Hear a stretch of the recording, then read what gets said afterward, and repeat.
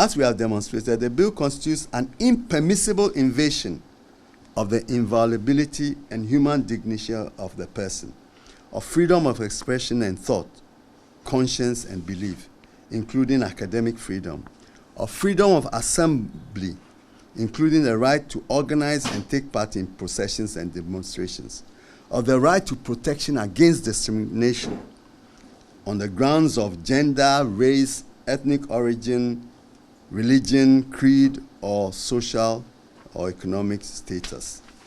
These rights are at the very heart of our constitutional architecture.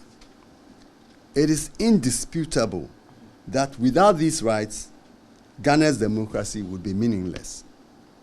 It is accordingly our respectful view that any law that seeks to restrict and repress these rights in specific instances must meet the very high standard of necessity and reasonableness in the defense of life, property, the rights of others, public safety, or public health, or public interest.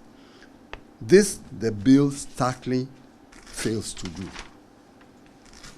Ladies and gentlemen of the media, when all the fanciful justifications supposedly grounded in culture, tradition, and religion are stripped off their beguiling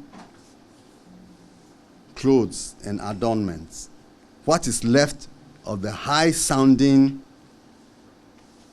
bill for the protection of proper human sexual rights and family values is an Orwellian nightmare fraught with stigmatization, bigotry, intolerance, repression, authoritarianism, violation of fundamental rights of LGBT persons and those who defend their human rights, false piety, cruelty, and lack of empathy for difference in our society.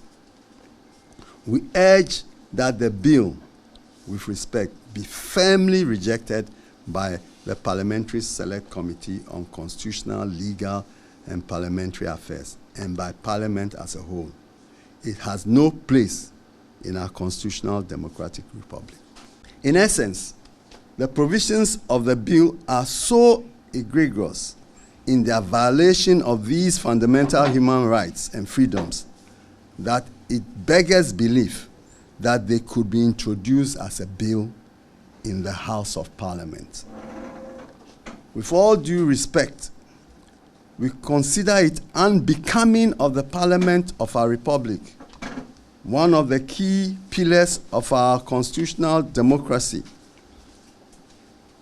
to initiate such a fanatical crusade of intolerance and extremism in the 21st century, in direct contravention of the provisions of our democratic constitution.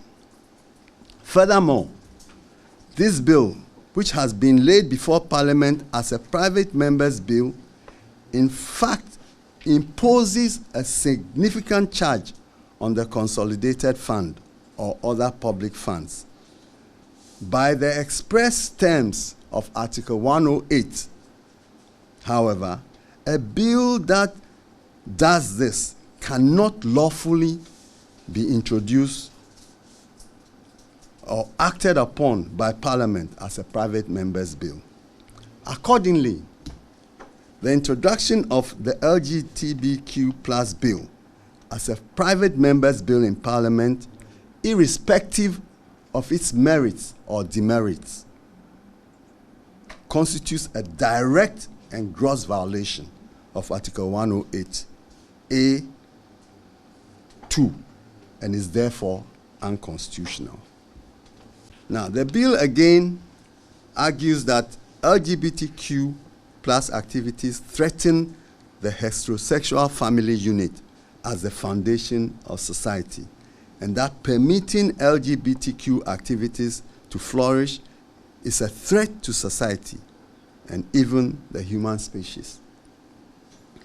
The proposers of this far-reaching claim, however, have not provided any data or evidence to suggest that there is such a threat beyond a resort to some dogmatic religious tenets and so-called Ghanaian family values. In our respectful view, any serious discussion of or concern for maintaining Ghanaian family values ought first of all to begin with addressing the rampant issue of pregnancy of young women and teenagers out of wedlock and their abandonment after the act by their male partners. That is one of the most critical acts that clearly undermine Ghanaian family values. Another rampant social activity that undermines the family as a unit and family values in Ghana are extramarital relationships. Yet, the apostles of Ghanaian family values are conveniently unconcerned about these manifest realities.